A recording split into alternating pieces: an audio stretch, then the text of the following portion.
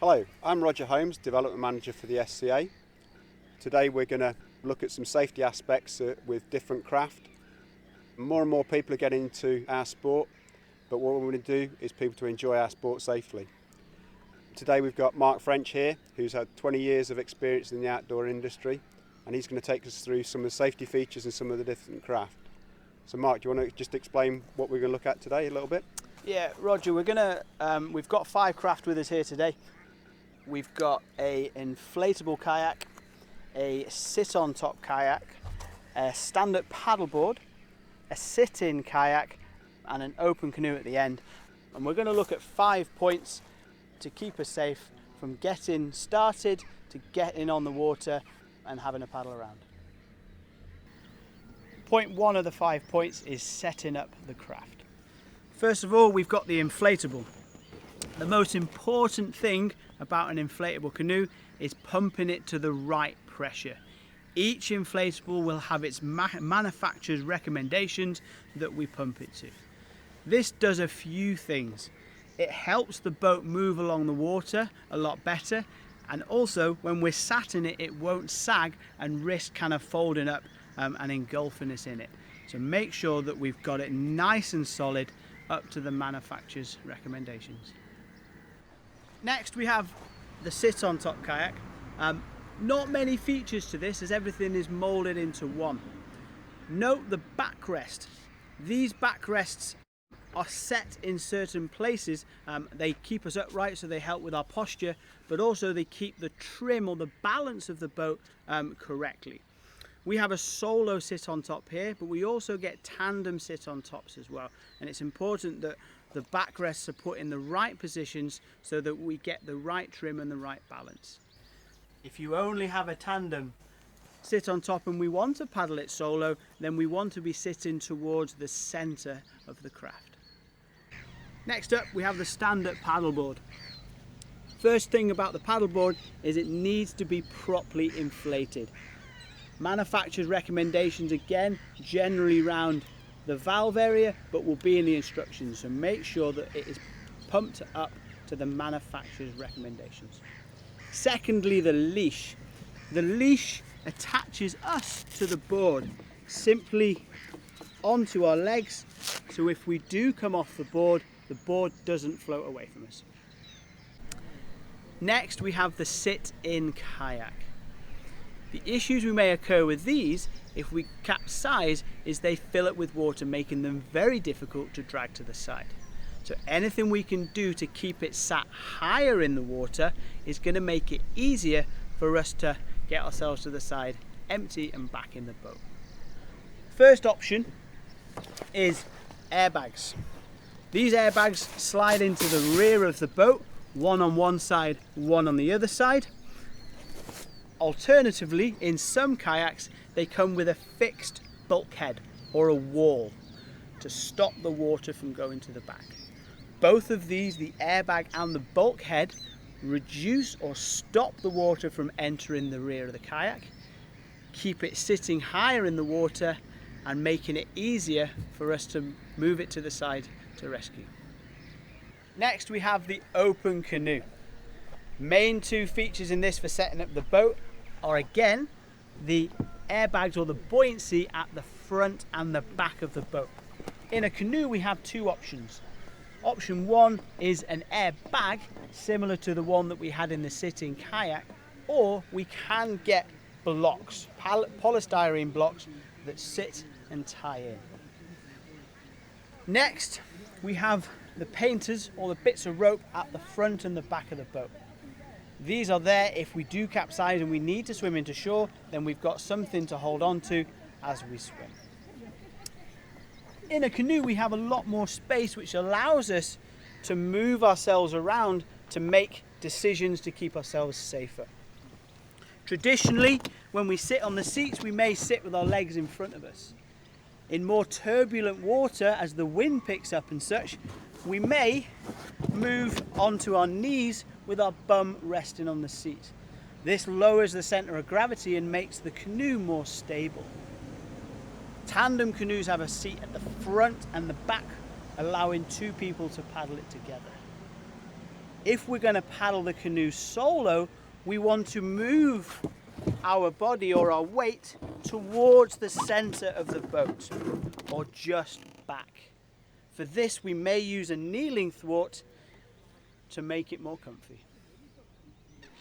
So, point 2 is setting ourselves up for the water. Could you take us through that, please, Mark? As a minimum, when we go on the water, we want to be wearing a buoyancy aid. A buoyancy aid will keep us afloat if we end up capsizing or falling in. Children's buoyancy aids come with a strap that goes between the legs to stop it from riding up and falling off. We then have buoyancy aids that have zips in the middle and buoyancy aids that just pull over our heads. Modern buoyancy aids are designed for comfort, which means that we're less likely to want to take it off during the activity.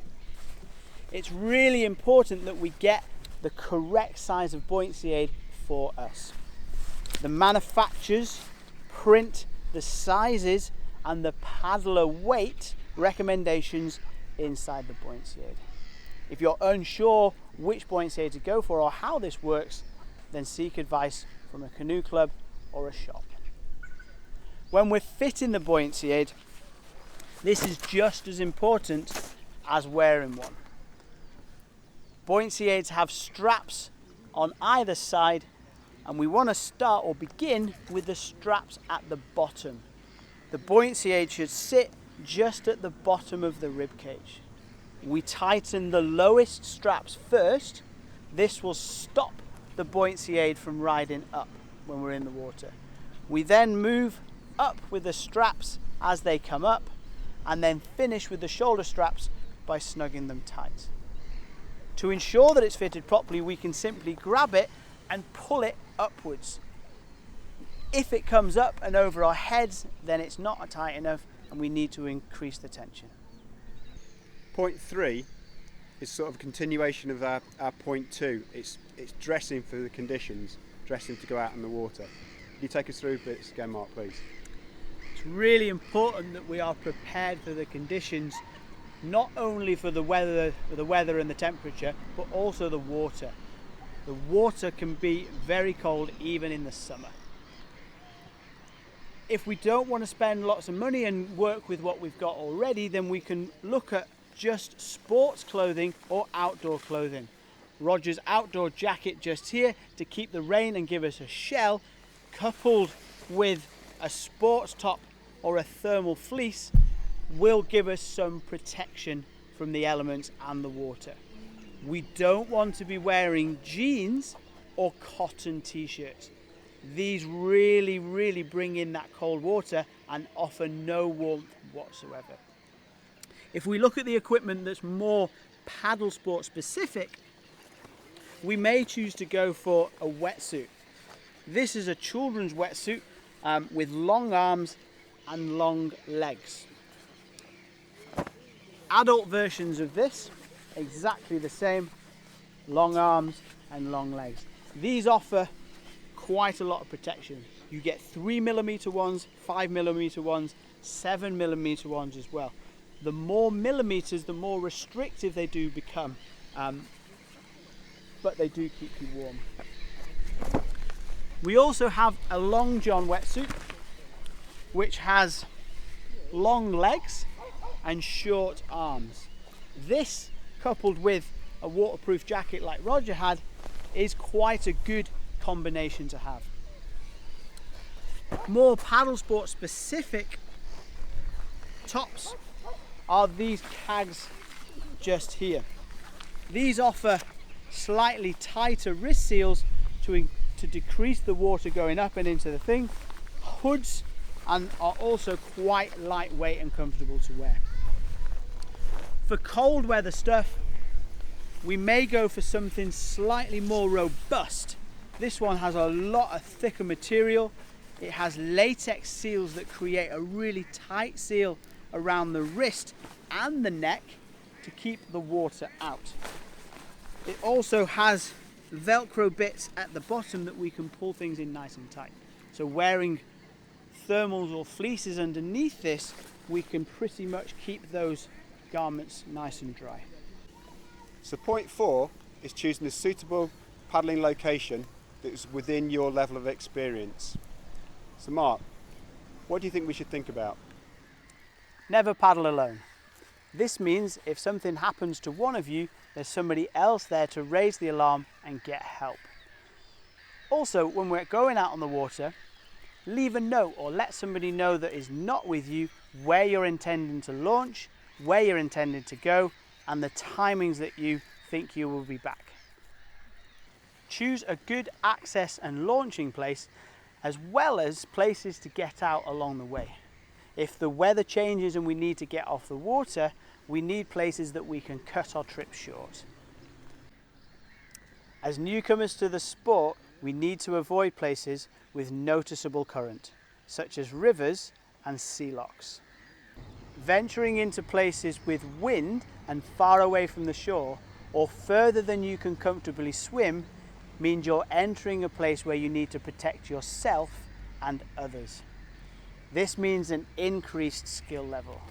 By attending a safety course or getting more experience from a local provider or a local canoe club, you'll gain this experience and knowledge which will enable you to up your experience and explore more venues.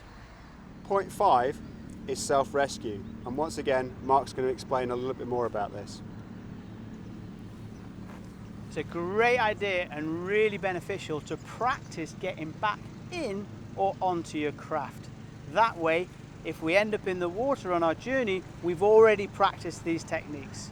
We paddle with somebody else all the time. They can be there to support the craft to help us get back on or in.